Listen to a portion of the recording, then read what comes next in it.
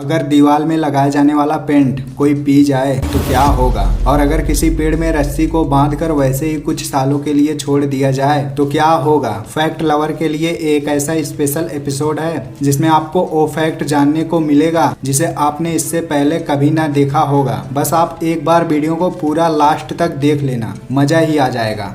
Number 1, चलती हुई train का ड्राइवर अगर बेहोश हो जाए तो क्या होगा। जब कोई ट्रेन चलता है तो उसमें 2 लोको पायलट होते हैं, यानी कि ट्रेन को चलाने वाले ड्राइवर। एक मेन लोको पायलट होता है और एक हेल्प करने के लिए। लेकिन अगर किसी रीजन से दोनों लोको पायलट बेहोश हो जाएं तो क्या होगा। अभी के टाइम में जितने भी ट्रेन हैं सब इतने एडवांस हो चुके हैं कि ड्राइवर के बेहोश होने के बाद भी ट्रेन में ऑटोमेटिक ब्रेक लग जाएगा, क्योंकि आजकल जितने भी ट्रेन चल रहे हैं सब में विजिलेंस कंट्रोल नाम का डिवाइस लगा होता है। इस डिवाइस का काम होता है कि ड्राइवर के हरकतों को सेंस करना, क्योंकि ड्राइवर को हर 1 मिनट स्टीयरिंग, ब्रेक, हॉर्न इनमें से किसी चीज को टच करना होता है। अगर हर 1 मिनट में ड्राइवर इनमें से किसी चीज को टच नहीं करता है तो विजिलेंस कंट्रोल नाम का ये डिवाइस एक्टिव हो जाएगा और फिर एक खुद बजने लगेगा, ताकि ड्राइवर अगर सो गया है तो उठ जाए। लेकिन अगर ड्राइवर बेहोश हो चुका है, नहीं उठ रहा, तो यह डिवाइस कंट्रोल रूम में 17 सेकंड का एक अलार्म भेजेगा। लेकिन अगर मान लो कंट्रोल रूम में भी कोई नहीं बैठा है तो इस 17 सेकंड का अलार्म बजने के बाद ट्रेन में खुद ही ऑटोमेटिक ब्रेक लगने लगेगा और 3-4 किलोमीटर जाते जाते ट्रेन खुद ही रुक जाएगा। लेकिन अगर मान लो कंट्रोल रूम में कोई है तो वह पीछे बैठे गार्ड को इन्फॉर्म करेगा, लेकिन उससे पहले ही ट्रेन में ब्रेक लगने लगेगा, क्योंकि इस डिवाइस का काम ही यही है। अगर लोको पायलट कोई हरकत नहीं करेगा, मतलब कि स्टीयरिंग, ब्रेक या फिर हॉर्न को नहीं टच करता है, तो ये डिवाइस 1 मिनट के अंदर में एक्टिव हो जाएगा। और अगर ड्राइवर इस डिवाइस को नहीं बंद करता है तो ट्रेन में खुद ही ऑटोमेटिक ब्रेक लगने लगेगा। अभी जैसे मैंने कहा कि ड्राइवर हॉर्न को टच करता है, ब्रेक को टच करता है, तो उसे सिर्फ टच ही करना होता है, बजाना नहीं, क्योंकि ये डिवाइस टच करते ही सेंस कर लेता है। क्योंकि जब जरूरत होती है तभी ड्राइवर हॉर्न, ब्रेक, स्टीयरिंग सबका उपयोग करता है। अब बस यही मान लो कि जो भी काम है वो इस विजिलेंस कंट्रोल नाम के डिवाइस का है। अगर दोनों लोको पायलट 1 मिनट के लिए भी सोते हैं तो दूसरे मिनट में ट्रेन रुकने लगेगी।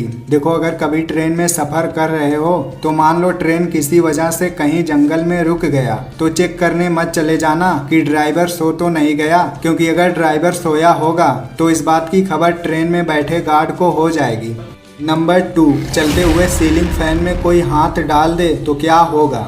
सीलिंग फैन में अगर हाथ चला जाए तो हाथ कटेगा या फिर नहीं कटेगा, ये बात पंखे के स्पीड पर निर्भर करती है, क्योंकि सबके पंखे का स्पीड अलग अलग होता है। किसी कंपनी का 400 आरपीएम पर चलता है तो किसी कंपनी का 500 आरपीएम पर। लेकिन स्पीड कितना भी हो, ये बात निर्भर करता है आपके फैन में लगे ब्लेड से, क्योंकि जब कोई कंपनी ज़्यादा स्पीड वाले फैन बनाती है तो उस फैन के ब्लेड की मोटाई बढ़ा देती है, और जब कोई कम स्पीड वाला फैन बनाती है तो उसके ब्लेड की मोटाई कम कर देती है। मतलब कंपनी वाले इस हिसाब से फैन के ब्लेड को बनाते हैं कि ये किसी के हाथ को ना काट सके। अब जैसे नॉर्मली सबके घर में 400 आरपीएम का फैन अधिकतम लगाया जाता है, क्योंकि ये बजट में आ जाता है। अगर इसी 400 आरपीएम वाले फैन की बात करें तो यह किसी नॉर्मल सी चीज को आराम से काट सकता है, जैसे कोई सब्जी हुआ या फिर कोई फल, सेब, अनार, संतरा। इन सबको अगर आप इस फैन के आगे लाते हो तो यह इसे आराम से 2 टुकड़ों में काट देंगे। और अगर आप कोई हार्ड चीज डालेंगे,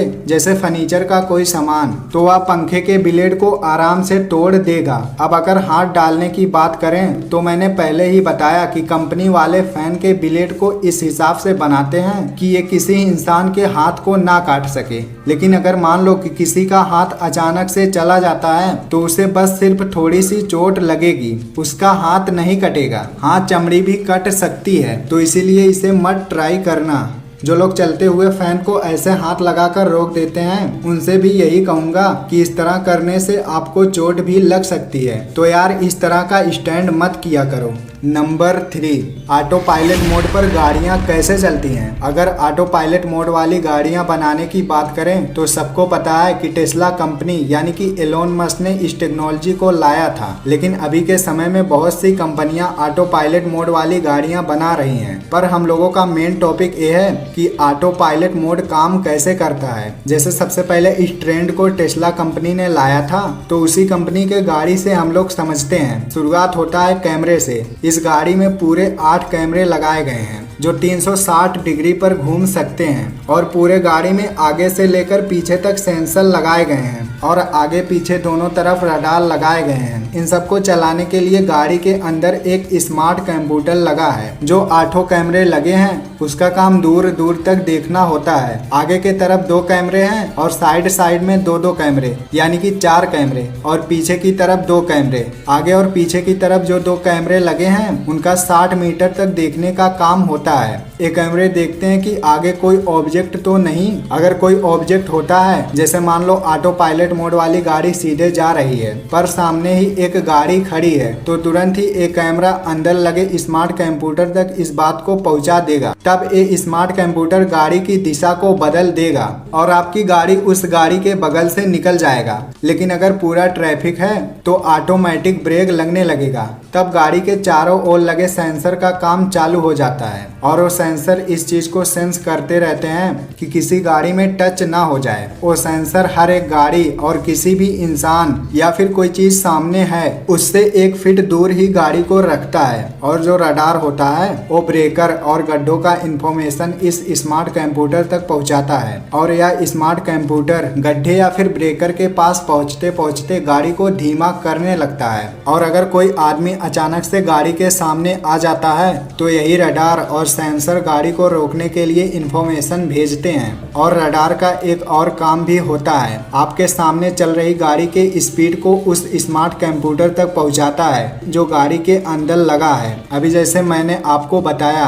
सब एग्जैक्ट उसी तरह नहीं होता और भी बहुत सी प्रोसेस होती है जो मिली सेकंड के अंदर में हो जाती है। लेकिन मेन बात यही है कि जितनी भी चीज मैंने आपको बताई कि यही चीज होता है, जैसे camera, sensor, radar, smart computer, यही सब हैं जो इस गाड़ी को बिना ड्राइवर वाली गाड़ी बनाते हैं। जो कभी कभी आप सुनते हैं कि ऑटो पायलट मोड में चल रही गाड़ी ने इसको ठोक दिया, तो ये सब एक्सीडेंट इन्हीं सेंसर और कैमरों की वजह से होता है। क्योंकि कभी कभी ये सेंसर आपके सामने चल रही गाड़ी को सेंस नहीं कर पाते और जब ये सेंस ही नहीं कर पाएंगे तो कंप्यूटर कहाँ से ब्रेक लगाएगा, क्योंकि कंप्यूटर तो अंदर लगा होता है। मेन काम तो बाहर लगे इन सेंसर और कैमरे का होता है। अगर एक कंप्यूटर तक इंफॉर्मेशन पहुंचा ही नहीं पाएंगे तो कंप्यूटर ब्रेक को कैसे लगाएगा, तो जाहिर सी बात है गाड़ी ठुकेगी। पर अभी टेस्ला कंपनी इस प्रॉब्लम को ठीक करने के लिए काम कर रही है ताकि सड़क पर चल रही ऑटो पायलट मोड वाली गाड़ियों का एक्सीडेंट ना हो।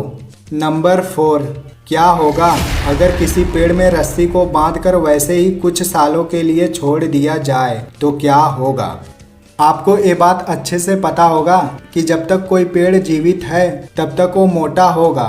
तो क्या अगर हम किसी रस्सी को बांध दें तो वह पेड़ के अंदर दब जाएगा या फिर जैसे जैसे पेड़ मोटा होगा वो उस रस्सी को तोड़ देगा। इसे डिटेल में समझाने के लिए बहुत माथापेची करना पड़ेगा जिससे आपको बहुत कंफ्यूजन हो जाएगा। इसीलिए सिंपल में समझो। जब कोई पेड़ मोटा होता है तो वह बहुत आराम से बिल्कुल नाजुक तरीके से मोटा होता है। मतलब पेड़ को मोटा होते हुए उसमें इतना बल नहीं क्रिएट होता कि वो एक धागे को भी तोड़ सके। पेड़ ही नहीं बल्कि इंसान या फिर जानवर, कोई भी जीव जब मोटा होता है तो बिल्कुल नाजुक तरीके से मोटा होता है। तभी इस नेचुरल मोटापे से कोई चीज टूट नहीं सकती। लेकिन अगर कोई चीज हार्ड तरीके से मोटा होगा, मतलब गुब्बारे की तरह तुरंत फूल जाएगा, तब वह किसी भी चीज को तोड़ सकता है। जैसे अगर मान लो आप कोई टाइट सा शर्ट पहने हो और अचानक एकाएक अपने पेट को फुला दो तो आपका पेट शर्ट में लगे बटन को तोड़ देगा, क्योंकि ये काम तुरंत हार्ड तरीके से हो रहा है। उसी तरह पेड़ अगर एकाएक मोटा होता तो वह रस्सी को तोड़ देता। लेकिन जब पेड़ आराम से मोटा होता है तो जहाँ पर आप रस्सी को बांधेंगे उस जगह पर पेड़ मोटा नहीं होगा। हाँ, उसके ऊपर नीचे हो जाएगा, लेकिन सिर्फ उसी जगह पर नहीं हो पाएगा, क्योंकि वो रस्सी रस्सी उतने जगह के पेड़ के ग्रोथ को नहीं होने देगा, लेकिन उसके ऊपर नीचे पेड़ मोटा होगा और 4-5 साल के अंदर में जब पेड़ उस रस्सी के ऊपर नीचे दोनों तरफ से मोटा हो जाएगा तो उस रस्सी को उसी में ढक लेगा, तब वो रस्सी नहीं दिखेगी। पर एक दिक्कत हो सकती है, जब आप पेड़ में रस्सी बांध दोगे तो उसका ग्रोथ सही से नहीं हो पाएगा और ग्रोथ ना होने की वजह से पेड़ सूख सकता है। तो किसी भी पेड़ में कोई रस्सी मत बांधना। ये तो मैंने बस आपकी जानकारी के लिए बता दिया। नंबर 5, क्या होगा अगर दीवार में लगाए जाने वाला पेंट कोई पी जाए तो क्या वो बचेगा या फिर उसे भगवान के दर्शन होंगे। पेंट के डिब्बे को अगर आप खोल कर रख देते हो तो एक दिन के अंदर में उसके ऊपर एक परत जम जाएगा जो कि उसी पेंट का होता है, और जब आप पेंट को दीवार में लगाते हैं तो वह कुछ देर बाद जम जाता है। तो पहले तो ये समझो, क्या पेट में भी पेंट जम जाएगा। पहली बात तो 2 टाइप के पेंट होते हैं, एक वाटर पेंट होता है, एक ऑयल पेंट होता है। अगर आप ऑयल पेंट में पानी डालते हैं तो उस पेंट में पानी नहीं मिलेगा, पानी अलग ही रह जाएगा। तो अगर आप ऑयल पेंट को हल्का सा पी भी लेते हैं तो आपके मुंह के अंदर जो सलाइवा होता है वो उस पेंट को कहीं जमने नहीं देगा और वो सीधा पेट में चला जाएगा, और पेट में जाने के बाद वह दूसरे दिन बाहर निकल जाएगा। पर पेंट के अंदर जितना भी अलग अलग लिक्विड मिलाया जाता है उससे आपका मन खराब हो जाएगा, वही हमेशा पेंट वाला महक आएगा। लेकिन अगर आप वाटर पेंट पी लेते हैं तो ये आपके मुंह, जीभ और जहां जहां से जाएगा सबको पेंट करते हुए जाएगा, मतलब जमने लगेगा। तब उस वक्त आपको पानी पी लेना है ताकि वो पेंट नीचे चला जाए। अब सब कुछ मिलाकर इस फैक्ट में यही साबित होता है कि थोड़ा सा पेंट पीने के बाद आपको कुछ नहीं होगा, लेकिन अगर आप ज्यादा पेंट पी लोगे 100 या फिर 150 ग्राम, तो भाई साहब भगवान आपको बुला सकते हैं, क्योंकि पेंट बनते वक्त टाइटेनियम डाइऑक्साइड पाउडर मिलाया जाता है और ना जाने कितने किस्म के लिक्विड मिलाए जाते हैं, तब जाकर ये पेंट तैयार होता है। अगर इतने लिक्विड से बना पेंट आप 100 ग्राम के लगभग पी लेते हैं तो इन खतरनाक लिक्विड से बच पाना मुश्किल हो जाएगा। अगर मान लो गलती से 2-4 ml चला गया तो कोई बात नहीं, इतना तो आराम से पेट से निकल जाएगा। अब वीडियो को भले ही लाइक मत करो, लेकिन इस चीज को कभी मत ट्राई करना। हाँ, गलती से चला गया तो अलग बात है, लेकिन जानबूझकर इस चीज को मत पीना, नहीं तो बहुत दिक्कत हो सकती है। अब अगर और इस तरह का इंफॉर्मेशन चाहिए तो चैनल को सब्सक्राइब कर दो, ताकि मैं आपके लिए और मजेदार वीडियो लाता रहूं, और अपने दोस्तों के साथ शेयर जरूर करना ताकि वो भी इस तरह का इंफॉर्मेशन जान जाएं। और हाँ, नीचे इंस्टाग्राम और फेसबुक का लिंक है, उस पर क्लिक करके फैक्टिम को फॉलो जरूर करना।